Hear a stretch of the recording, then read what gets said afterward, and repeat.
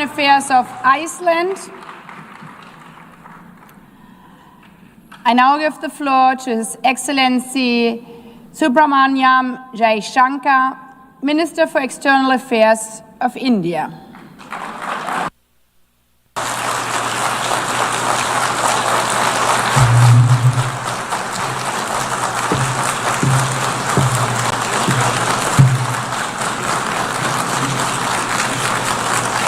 Madam President, Excellencies, ladies and gentlemen, Namaskar from the people of Bharat. We are gathered here 8 decades since the founding of this unique body. The UN Charter calls on us not just to prevent war, but to build peace. Not just to defend rights, but to uphold the dignity of every human being. It challenges us to stand as good neighbors, uniting our strength so that generations to come inherit a world of justice, of progress, and of lasting freedom. Madam President, forces unleashed by history since the founding of the UN propelled this body forward. As decolonization advanced, the world began to return to its natural diversity. The membership of the United Nations quadrupled, and the organization's role and remit grew significantly. In the era of globalization, its agenda evolved even further. Development goals took center stage, even as climate change emerged as a shared priority. Trade acquired greater prominence, while food and health access were recognized as essential to global well-being. Where security was concerned, the UN undertook peacekeeping operations and promoted disarmament discussions. As a result, the UN became a natural platform to debate key global issues. Madam President, we must ask ourselves today, how has the UN lived up to expectations? And just look at the state of the world. There are 2 significant conflicts underway, one in Ukraine and the other in the Middle East, West Asia. Innumerable other hotspots don't even make the news. The slow progress of the SDG Agenda 2030 presents a sorry picture. On climate change, the reality is of recirculated commitments and creative accounting.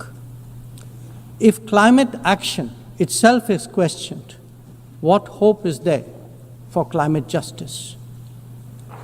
When a once-in-a-century pandemic hits us, we saw open discrimination in access to vaccines and to travel. Energy and food security have been the first casualties of conflict and disruption, especially since 2022. Better-off societies insulated themselves by having the first call. The resource-stressed ones scrambled to survive, only to hear sanctimonious lectures thereafter. When it came to trade, non-market practices gamed rules and regimes. The resulting concentration exposed the world to leveraging. On top of that, we now see tariff volatility and uncertain market access. As a result, de-risking is a growing compulsion, whether from limited sources of supply or over-dependence on a particular market. Economic concerns have other dimensions as well. Heightened technology control is one. The grip on supply chains and critical minerals is another. The shaping of connectivity is no less sensitive. Protection of key sea lanes has become a challenge. Restricting the evolution of a global workplace is an issue. Each makes a compelling case for more international cooperation, not less. But are we really headed in that direction? And where has the UN actually made a difference? Madam President, as members of the UN, we meet here as sovereign equals. That is not a formalism, but a recognition of the inherent diversity of our world. Understandably, we have different history, traditions, heritage, and culture. For them to coexist, for them to enrich each other, it is imperative that we foster understanding and respect. This will only happen when we resist political interference and economic pressures, when narratives are free of prejudice, when double standards are abjured, and when pluralism is truly appreciated. Madam President, Excellencies, while asserting our rights, we must also firmly face up to threats. Countering terrorism is a particular priority because it synthesizes bigotry, violence, intolerance, and fear. India has confronted this challenge since independence, having a neighbor that is an epicenter of global terrorism. For decades now, major international terrorist attacks are traced back to that one country. UN's designated lists of terrorists are replete with its nationals. The most recent example of cross-border barbarism was the murder of innocent tourists in Pahalgam in April this year. India exercised its right to defend its people against terrorism and brought its organizers and perpetrators to justice. Because terrorism is a shared threat, Madam President, it is essential that there is much deeper international cooperation. When nations openly declare terrorism a state policy, when terror hubs operate on an industrial scale, when terrorists are publicly glorified, then such actions must be unequivocally condemned. The financing of terrorism must be choked, even as prominent terrorists are sanctioned. Relentless pressure must be applied on the entire terrorism ecosystem. Those who condone nations that sponsor terror will find that it comes back to bite them. Madam President, an objective report card will show that the UN is in a state of crisis. When peace is under threat from conflicts, when development is derailed by lack of resources, when human rights are violated by terrorism, the UN remains gridlocked. As its ability to forge common ground diminishes, belief in multilateralism also recedes. Central to the erosion of the UN's credibility has been resistance to reform. Most members strongly desire change, but the process is being made an obstacle to the outcome. It is imperative that we see through this cynicism and purposefully address the reform agenda. The historical injustice done to Africa should be redressed. Both permanent and non-permanent membership of the Council must be expanded. A reformed Council must be truly representative, and India stands ready to assume greater responsibilities. Madam President, today, the predicament of the Global South is especially acute. Bharat, under the leadership of Prime Minister Narendra Modi, believes that it has both a duty to contribute and an obligation to motivate. That is why we have undertaken more than 600 major development projects in 78 countries, as well as innumerable community-based initiatives.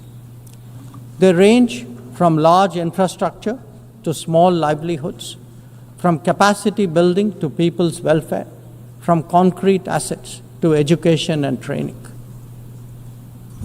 Turbulent times require that we step forward during moments of crisis. India has been forthcoming in that regard, especially in its immediate vicinity. Whether it is finance, food, fertilizer, or fuel, we have responded to the urgent requirements of our neighbors. Madam President, climate events and conflicts have created a demand for HADR assistance. Reflecting our growing capabilities, Bharat has endeavored to be a first responder. Be it essential medicines or relief supplies, the operations of a field hospital or limb fitment camps, these efforts covered 19 nations last year. The people of Afghanistan and those of Myanmar saw India extend its hand during recent earthquakes. Our efforts at ensuring safe commerce, combating piracy, and preventing attacks on shipping in the Northern Arabian Sea also bear mention. And the Indian tradition of UN peacekeeping operations continues in the Democratic Republic of Congo, in Western Sahara, Central African Republic, Golan Heights, Cyprus, Lebanon, Abyei, South Sudan, and Somalia. To put it clearly, our soldiers ensure peacekeeping, our sailors protect maritime shipping, our security counters terrorism, our doctors and teachers facilitate human development the world over, our industry produces affordable products, our techies promote digitization, and our training facilities are open to the world. These remain the core of our foreign policy. Madam President, each one of us has the opportunity of contributing to peace and prosperity. In the case of conflicts, especially Ukraine and Gaza, even those not directly involved have felt its impact. Nations who can engage all sides must step up in the search for solutions. India calls for an end to hostilities and will support any initiative that will help restore peace. The last decade in Bharat has also seen transformative changes due to the vision of Prime Minister Modi. Our digital public infrastructure has redefined governance and enabled delivery of public services on an unprecedented scale. Our startup ecosystem, innovation culture, and microfinance are changing the face of society. Our rapidly growing infrastructure facilitates both ease of doing business and ease of living for citizens. India remains committed to sharing its experiences and tools with others on their journey of development. Artificial intelligence as a horizontal and cross-cutting technology has a particular promise for development. India's approach is to harness it responsibly for human welfare. Inclusion and impact will be the watchwords for the summit that India will host in 2026. Madam President, Bharat approaches the contemporary world guided by three key concepts. One, Atmanirbharta, or self-reliance. That means developing our own capabilities, building our own strengths, and nurturing our own talent. We see its results already, be it in manufacturing, in space programs, in pharma production, or in digital applications. Make, innovate, and design in India also benefit the world. 2. Atma Raksha, or securing oneself. We remain determined to protect our people and secure their interests at home and abroad. That means zero tolerance for terrorism, robust defense of our borders, forging partnerships beyond, and assisting our community abroad. And 3, Atma Vishwas, or self-confidence. As the most populous nation, as a civilizational state, as a rapidly growing major economy, we are confident about who we are and what we will be.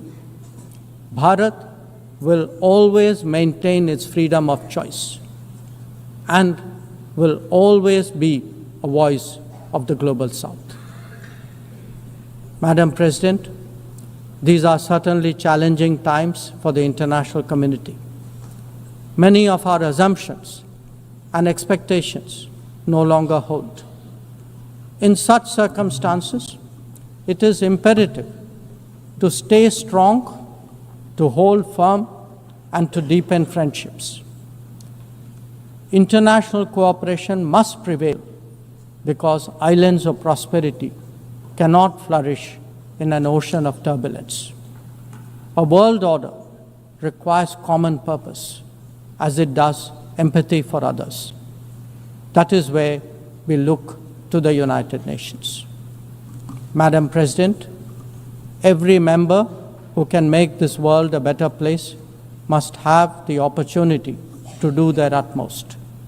And for that to happen, reformed multilateralism is the obvious way. The 9th decade of the UN must be one of leadership and hope. Bharat will do its fair share and more. I thank you.